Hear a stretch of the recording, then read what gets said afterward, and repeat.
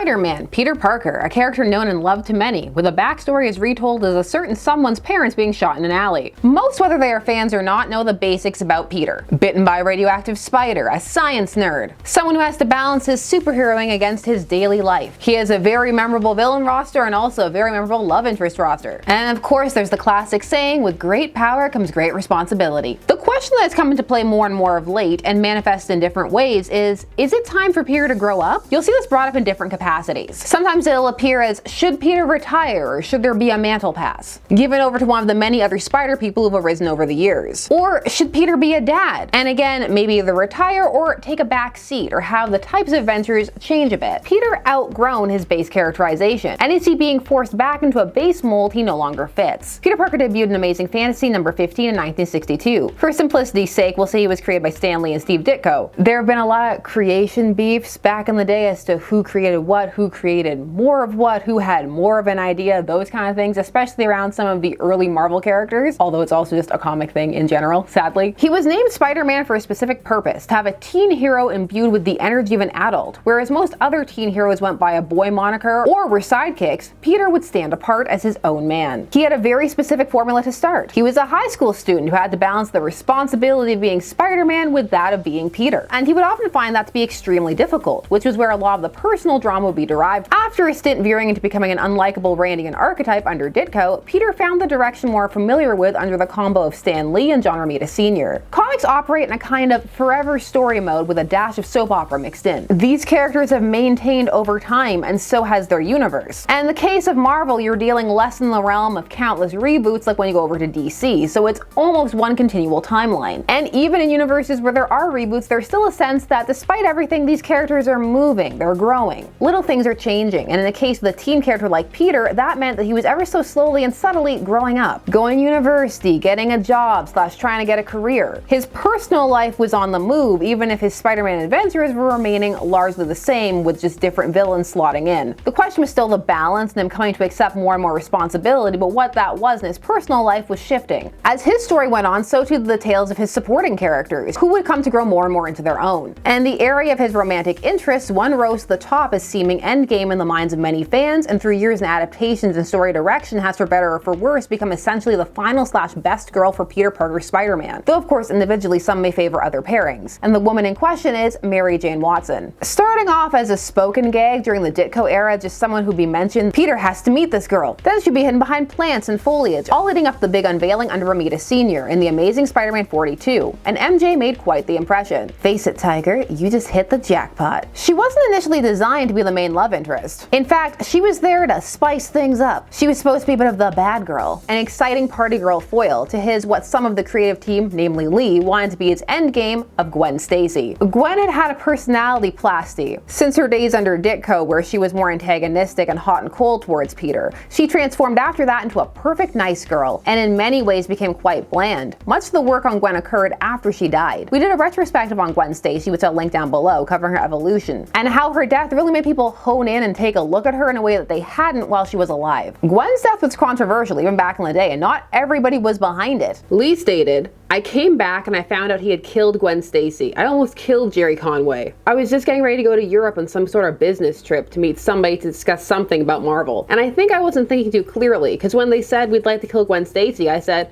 well, if that's what you want to do, okay. All I wanted to do was get them out of the office so I could finish packing and get out of there. And when I came back and found out that Gwen had been killed, I thought, why would they do that? Why would Jerry write anything like that?" He had an attachment to Gwen as she was lightly mauled off of his own wife. But over the years, fans and some of the writers had come to enjoy MJ more because she just seemed to have a bit more of a personality, more to play with. And some felt that made her a better foil for Peter as she was more interesting. She was fun, liked to go out, was a bit selfish, so that was a flaw she had to work on, but when the chips were down, she was a loyal friend. She had her own dreams, she wanted to be a model and an actress, and so sometimes she didn't even need to or want to hang out with Peter, and that for some made her appealing. She had an independence about her. Also, she just seemed to contrast nicely with both Peter's civilian persona and his Spider-Man Spider-Man persona. Now, of course, that's in the general sense. On an individual level, as mentioned, Miles may vary. But their relationship went on and on until the two were linked in marriage. This in 1987 in Spider-Man Annual 21. Now, not everyone behind the scenes at Marvel liked this idea, and also in all fairness, some fans didn't like it either. There was a concern brewing, an anti-marriage sentiment, not just necessarily towards MJ, but anyone. An idea that this would end Peter's relatability, and his adventures would have to change. He would become boring. He was moving too far past base. Joe Quesada, who would become Marvel's EIC, stated, "From the very first day I was in the EIC chair, I made no secret of the fact that I felt that a married Peter Parker wasn't the best thing for an ongoing Spider-Man universe. The problem was that we never had a decent methodology to get ourselves out of it. I always said that if we ever found a way to do it, I would pursue the avenues to get us there. And then I got desperate and had a Satan amalgam take his marriage." These sentiments would remain in play and would manifest decades later in the One More Day storyline. The infamous storyline that would retcon and destroy his marriage. People holding grudges behind the scenes for decades like supervillains. However, before we get there, while Peter and MJ were married, the comics started to flirt with the idea of kids. Peter and Mary Jane having children. There was pregnancy plot during the Clone Saga. MJ found out she was pregnant, but they would end up losing the baby and then just not really talk about it. A bit of a shock value plot line, alongside pregnant and kidnapped. Of the pregnancy plot, it has been said, in the case of MJ's pregnancy, that storyline was itself created to end the marriage. The creators involved only made MJ pregnant because they were planning to reveal that Ben Reilly was the real Peter Parker, and then have MJ and her clone Pete ride off into the sunset and out of the series together.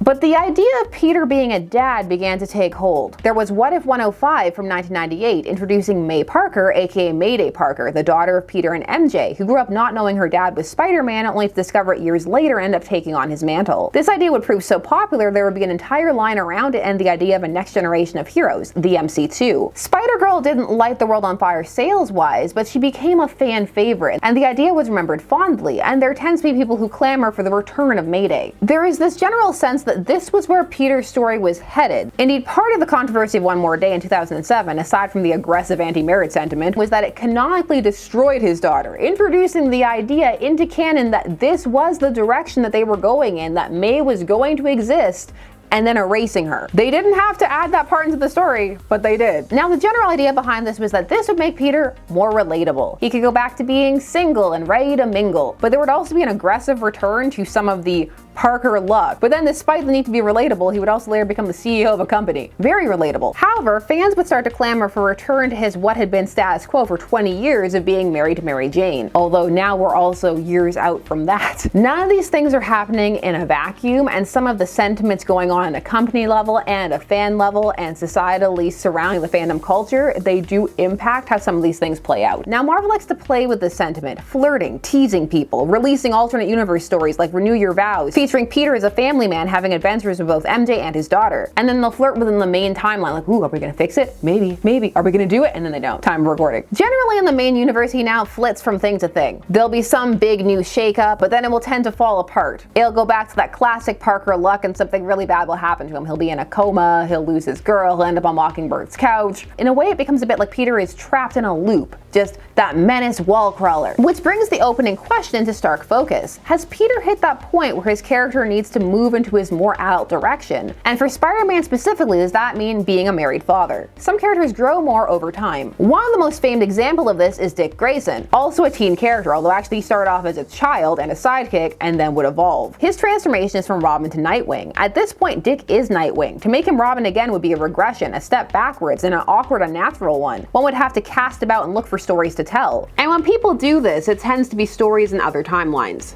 Dick's arc as Devolve was to grow into his own persona. These characters have been around for a long time and handled by many people, yes, that is true. But some over time start to lend themselves to certain trajectories. They start to carve out certain niches or adventures based on the themes that their characters are centered around. And in Peter's case, that is responsibility and growing to accept it and being able to balance it. And that manifests in his adventures by finding a balance between his family life and his superhero life. And as the stories have gone on, what that is has escalated. There has been more and more and different responsibilities on that personal life side. He's done school, he's done dating, even marriage. So the next step in that direction, in that story, in that trajectory would either be children or mentorship/mantle pass. You see this a lot, is that's what happens a lot in some of these outside stories, or when other people come in and try and take him in a direction, like the infamous Abrams and Sons comic, the one where Peter was a deadbeat dad with one hand, a hook hand. It was like ordering the MC2 from Wish. We have Spider Dad at home. Now, some of the fear surrounding Peter as a dad or Peter with a family seems to stem around the general fear in comics that marriage and family are death for a character's ability to be interesting or have adventures, viewed as a closing off of stories rather than an opening up of one. Now, of course, not every character should be married and have a family, but it should be on the table for some of them. One can see that with Peter over the years since One More Day, he's been forced into more and more repetitive plots. People seem to be casting about for things to do with him. There are many stories that can be told with him being married and as a father. They can be accents. He can also largely have the same types of adventures, but this will add an extra layer to those adventures. Now he'll have even more things to worry about. Can he make it to his daughter's recital? Do they tell her about his secret identity? How do him and MJ manage both their careers and finding time for each other alongside his superheroing? There are lots of things to fall back on, not all the time, but when his personal life does need to come up, because it's again about striking that balance between that and his adventuring,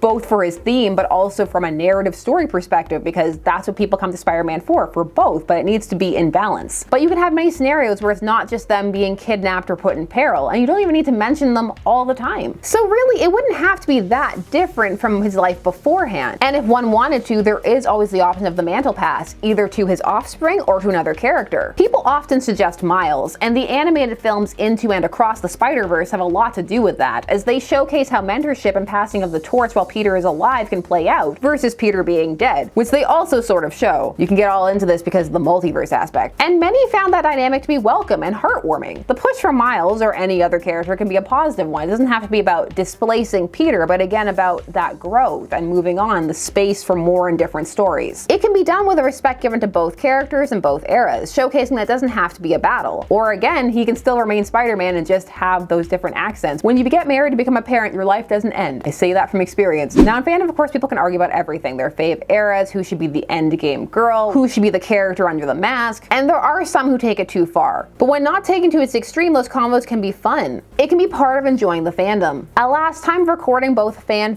and fan creator conversations have been quite fraught for some time in certain corners. And some of that is actually played out inside the pages of the comics. Those things have impacted what's gone on, unfortunately. There are some prickly areas around Spider-Man, and the marriage is one of them, and also Miles is another. The multiverse is another. There's just a lot around Spider-Man if you get into certain corners of fandom that it's just a bit tense. Though dissecting that would take a lot of time, so we're not going to live there. We're going to move on. Just know that it's a thing. Although for some they'll be like, what are you talking about? There are even some editorially who purposely draw back from moving Peter back in his direction of being married and having a family because of this battle with certain fans. The thing with these battles is that not only do average fans or fans who are unaware of this just get caught in the crossfire, people who just want decent stories, but the characters themselves also get caught up in this, and in the end, nobody wins. Sometimes the only way to win is not to play and just focus on telling a good Spider-Man story. There's an overarching canon with these characters because of the type of medium that they hail from. Starting to sound like Miguel O'Hara. The question is it time to let Spidey pull his Nightwing move, which in his case seems to be having a family? Time of recording, that's certainly not the norm for comic characters, so it would also be tying back to his roots of being unique in the comic landscape. Where do you think this pushback comes from? People not wanting to see Peter change, editorial grudge, a fear that sales will dip. Although you could do a series of set in the past stories as Marvel currently does. Anti-traditional values, that's just thinking that those things are boring. Want for a different endgame girl. Some combination of all of these things, a Frankenstein's monster as it were. There are tons of fun Spidey adventures out there, and there will continue to be so. And I look forward to them. However, I do believe that Spidey would fare better if he was allowed to move in the direction it feels like he's pulling. Again, all ideas could still play out. Doc Ock and his body, being in a coma, and there's Ben Reilly. It could still be interesting or even enhanced by adding that family aspect. These things don't have to make a character boring. There is room for all types of characters. Over the years, new characters have risen up to fill his original niche. And the idea that no one would be able to relate to Peter that way doesn't really hold weight. When even in Across the Spiderverse of 2023, you can see new fans reacting to and loving Spider-Dad interacting with little Mayday. Family and kids isn't the trajectory for every character, nor should it be. But with Peter's history and themes, it seems to work for him. As other changes just seem to feel like they're moving him backwards. Although again, miles may vary scary because for some, that may be their status quo for Peter that they're used to. But if that is the case for you, would you like to see him move forward in that way? I want to hear from all the different areas of fans. Superman seems to have a similar trajectory, and he was able to move forward. People didn't abruptly stop caring about him, and opened up a whole new comic series for him for a time in the form of the Super Sons. And they're still able to do adventures where he doesn't have that, with adaptations or Elseworlds or stories set in the past. So potentially moving Peter in that direction could open up not just new stories for him, but for his entire mythos. But those are just some of my thoughts, and I want to hear yours. Do you feel like Spider-Man is stuck in a case of arrested development, or do you disagree entirely? I don't know why I was like, ugh, angry, disagree. Do you disagree? Do you think he needs to remain more close to the core of when he was created, that high school student? Is he more relatable that way? Is all this moving him too far off base? Is it tied to some deep existential dread and fear of death? Is that manifesting in a fictive space? We all have our favorite eras, and sometimes as things go on, characters move into avenues one no longer cares for. Sometimes that can be natural, it can be through bad writing or strange mandates, but nothing stays the same, and that's not always a bad thing. Side note, there's a huge difference between characters changing over time and someone just doing what they want or ignoring history or just trying to prove a point or just going off the rails. There are of course nuances to everything